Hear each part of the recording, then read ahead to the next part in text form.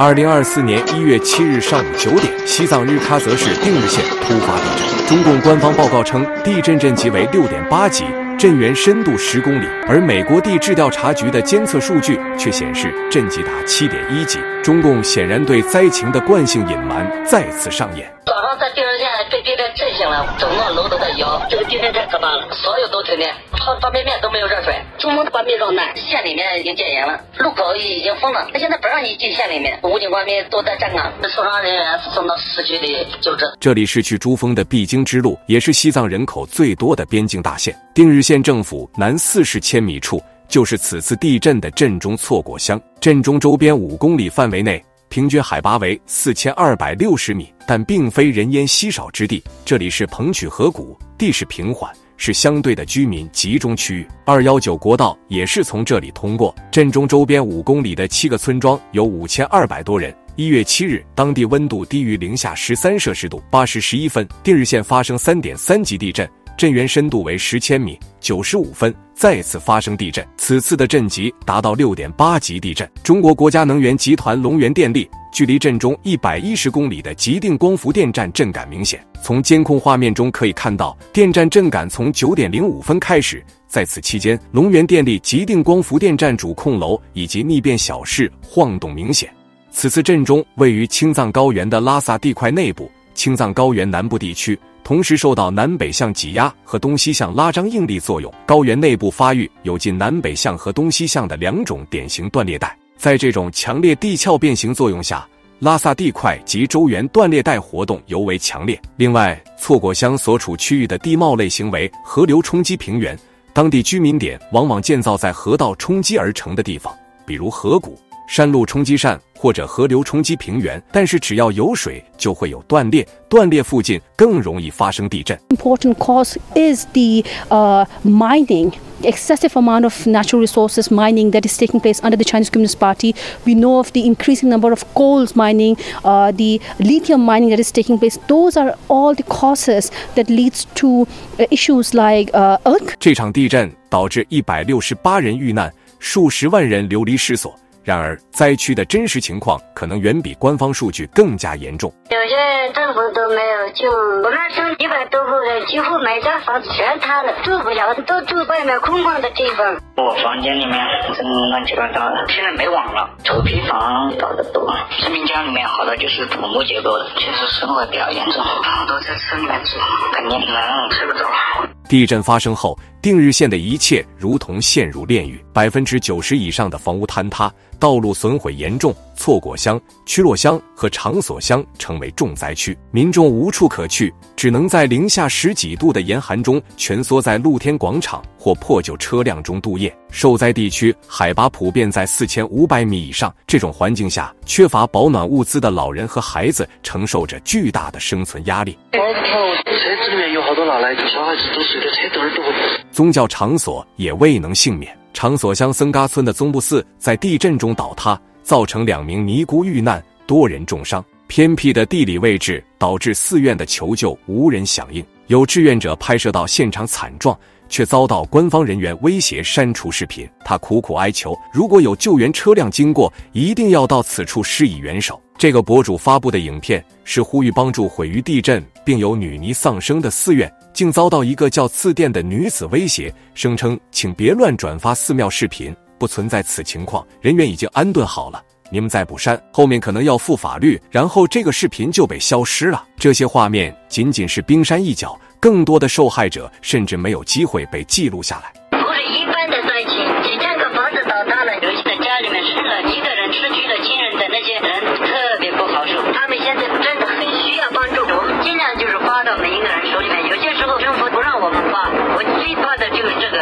有网民指出，西藏地震发生后，救援行动几乎完全依靠民间团队，而中共高层却将巨额资金投向海外。例如，习近平提出的一带一路计划，不仅慷慨支援非洲，还免除了多个国家的债务，动辄耗资数万亿元。此外，中共还斥巨资吸引非洲学生来华留学，举办国际赛事和会议。这样的做法被批评为打肿脸充胖子。更令人愤怒的是，中国普通民众在国内不仅长期承受中共的压榨，家人孩子是不是动物吗？为什么要把你们家伙对着我们？人民警察，警察就是要来对付人民的吗？有人讽刺称，中共高层俨然在举办一场丐帮大会，动辄挥手拨款数千亿元援助非洲。未来3年，中国政府愿提供3600亿元人民币额度的资金支持。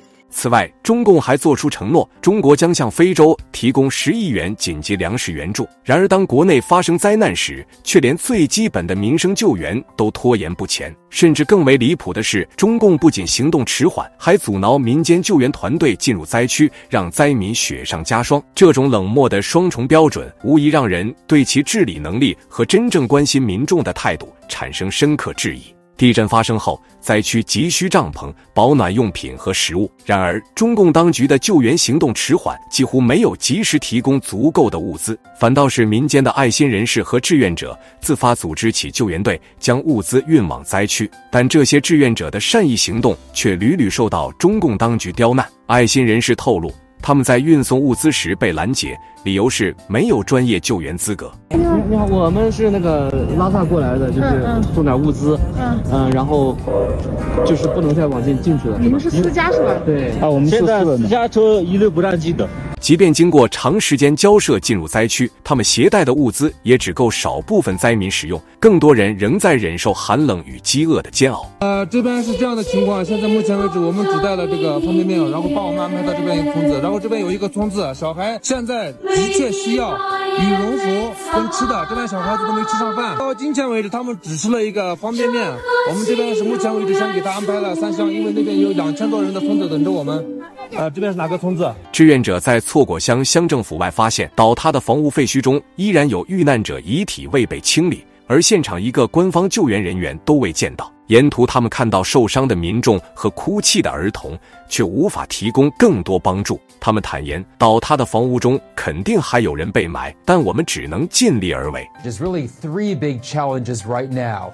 Infrastructure, communication, as well as weather. 此次的地震导致的伤亡真的很大，因为这里的房子大多数都是用土砖块搭建起来的，没有使用钢筋水泥，地震一来瞬间就坍塌了。让人愤怒的是，中共不仅在救援中无所作为，还对灾情信息进行严密封锁。地震发生后的第3天，官方就停止更新伤亡数据，这些行为引发了外界对真实死亡人数的质疑。有目击者表示，现场遇难人数远超官方公布的168人，仅乡政府门口就有18具遗体。与此同时，许多反映灾情的影片和新闻刚发布便被删除，甚至有地方官员对呼吁救援的志愿者施压，要求他们删除有关灾区情况的内容，否则将追究法律责任。这种对舆论的管控手段，无疑是在向全世界掩盖这场灾难的真相。灾区内的交通管制极其严格，只有官方车辆和专业的救援车辆可以通行。县城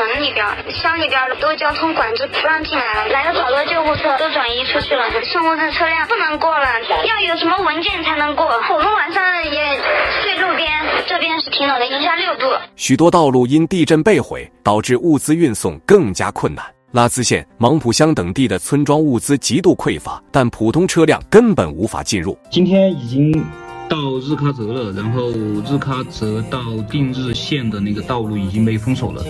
网民纷纷发帖求助，呼吁社会各界伸出援手。有一位志愿者带领团队携带方便面和物资，冒着严寒开往距离县城15公里的重灾区。他们分发完物资后，又连夜返回补充。知道这次地震比较严重，但是没想到有这么严重，真的路上特别震撼。我看到他们的眼神，那种无助感，那种绝望感，真的，人类在大自然面前真的很渺小。我到了现场已经麻木了，不知道在想什么。还好今天幸运的把物资全部送达了。然而这样的民间努力也只能是杯水车薪。2025年1月7号，日喀则美湖强马汽修店，救援物资马上做完，马上出发。这是老板，好。地震发生后，定日县的废墟成为无数家庭的噩梦。震后余震不断，截至目前已记录余震650次，其中最大的一次达到4.5级。许多倒塌的房屋下依然埋着生命。先是银川的地震，现在又是日喀则的。刚开始震了一下，又开始震了。坦克团伸出援手拉的物资，有多少拉多少，先发出去再说。这是我们西藏的坦克团第一时间赶到位置，发放物品。而官方救援的缺位，让这些生命慢慢被遗忘。灾区的夜晚寒风刺骨，最缺的却是保暖物资。一位志愿者透露，有些孩子因为饥寒交迫，已经无力哭泣。这片土地上的民众本就贫穷，现在却要承受更多不幸。现在是他们插什么呢？插了一份那个热腾腾的面，反正是他们现在是家里面呀，现在都住在帐篷，所以说他们最缺的就是一碗热腾腾的面。慢慢吃啊，看一下小孩子的脸上，全部你看一下，小孩子都成啥样了？